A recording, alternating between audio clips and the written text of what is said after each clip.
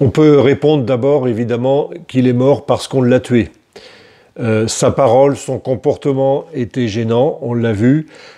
Ça a fini par le rendre très impopulaire, au moins auprès des autorités politiques. Certains avaient aussi donc des motifs religieux d'en vouloir au Christ, ses prétentions qui leur paraissaient incompatibles avec la loi, et d'autres avaient des motifs plus stratégiques. D'une façon générale, Jésus gênait. Il est mort parce qu'on l'a tué. Mais on peut dire aussi, et c'est surtout là-dessus que je pense qu'il faut que nous nous arrêtions, il est mort selon les Écritures. Alors qu'est-ce qu'on veut dire par là ? C'est une réponse insuffisante de dire qu'il est mort parce qu'on l'a tué. La mort de Jésus ne se réduit pas à la liquidation d'un gêneur. En réalité, la vraie question, c'est si Jésus est le Fils de Dieu, comment peut-il mourir ? Et d'une mort aussi infamante. Dès le début, c'est bien en effet ce qui fait problème. Saint Paul dit, je cite, « Les Juifs demandent des miracles et les Grecs recherchent la sagesse. Mais nous prêchons un Messie crucifié, scandale pour les Juifs, folie pour les païens. » C'est dans la lettre aux Corinthiens.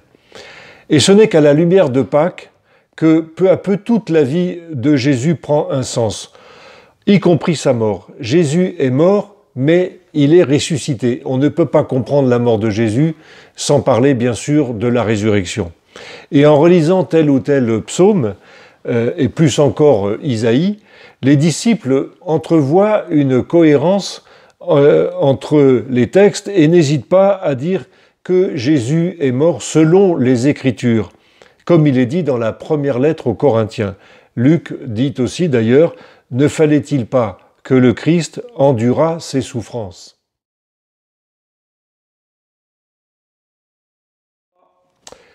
Et puis l'Écriture le dit et le répète, Jésus est mort pour nous, ou pour nos péchés, c'est-à-dire pour nous, en notre faveur, mais aussi à cause de nous, dans Saint Paul aux Romains.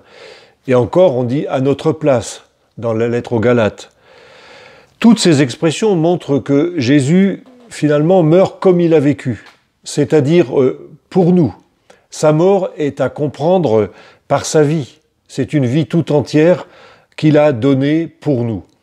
Jean écrit « Il n'y a pas de plus grand amour que de donner sa vie pour ceux qu'on aime. » Ou encore « Ma vie, nul ne la prend, mais c'est moi qui la donne. » Saint Jean au chapitre 10. Et Luc rapporte les paroles de Jésus « Ceci est mon corps donné pour vous. »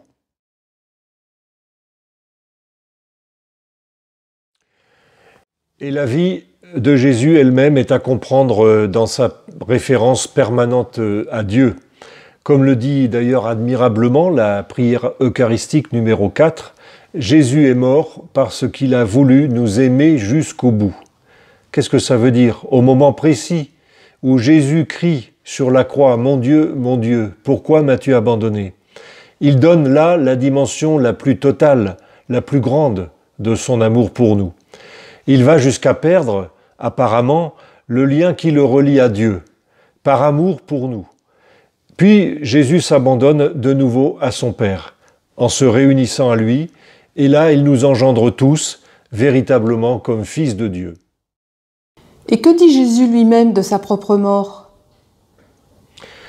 Jésus, il sait que son destin sera celui des prophètes de l'Ancien Testament, persécutés parce que leurs paroles gênaient. Ça, il le sait. Point n'était besoin d'avoir une grande science prophétique pour avoir la certitude de cela. Tous les éléments du drame sont donc en train de se mettre en place. Alors, qu'est-ce qu'il va faire ? Il a deux voies qui s'offrent à lui. Il peut tenir ferme sur l'orientation de son chemin ou céder plus ou moins discrètement. Il pourrait renoncer à ses prédications, il pourrait se faire oublier, se cacher, reconnaître son échec finalement, et puis terminer son existence dans un coin perdu où il ne gênerait plus personne. Donc, en quelque sorte, il abandonnerait sa mission pour sauver sa vie. Mais évidemment, il n'en est rien. La venue des jours sombres ne change rien à sa conduite. Aucune menace ne va le faire dévier de sa mission. Il va rester fidèle à la même parole jusqu'au bout. Il ne fait rien pour échapper à sa passion. Quand on lit les évangiles, on voit bien que Jésus a quand même demandé à son Père que cette coupe s'éloigne de lui, dans le chapitre 22 de Saint Luc, mais tout en acceptant aussitôt que la volonté de Dieu s'accomplisse.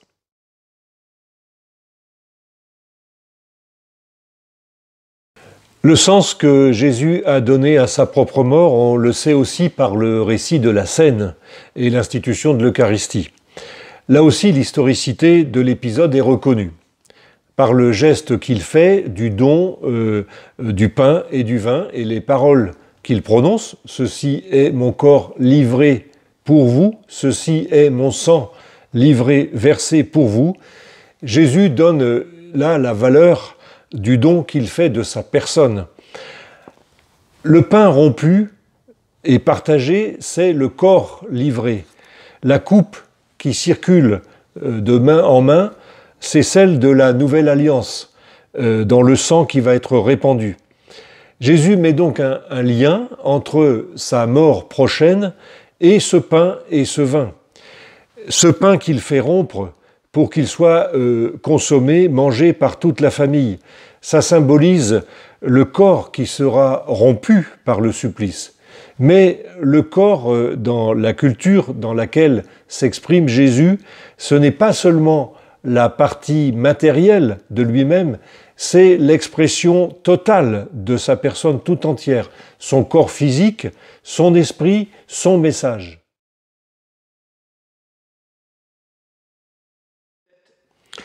Quant au vin versé dans la coupe, il symbolise le sang répandu. Alors, c'est pas du tout une référence là au sacrifice rituel des animaux, quand on égorgeait les animaux. La référence au sang prend une valeur symbolique tout autre. Elle exprime le don que fait Jésus de sa vie en se soumettant à une mort sanglante. Le repas de la Seine dit donc le sens que Jésus veut donner à sa mort. Elle est un don de lui-même. Ce don sera celui de l'amour plus fort que la mort, un don de communion.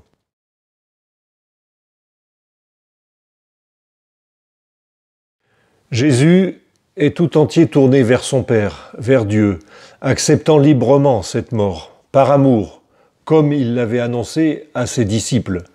Il ne ressent même ni colère, ni révolte vis-à-vis de ces tortionnaires. Il dit « Père, pardonne-leur, car ils ne savent pas ce qu'ils font ». Il sait que sa mort n'est pas la fin de tout, mais que c'est le passage pour retourner vers son Père. Il a accompli sa mission de Fils en nous donnant la vie. Tout est accompli.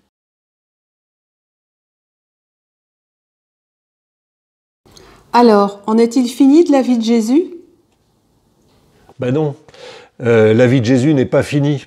Les quatre évangiles racontent tous comment Jésus ensuite est apparu, ressuscité à ses proches qui pouvaient le reconnaître.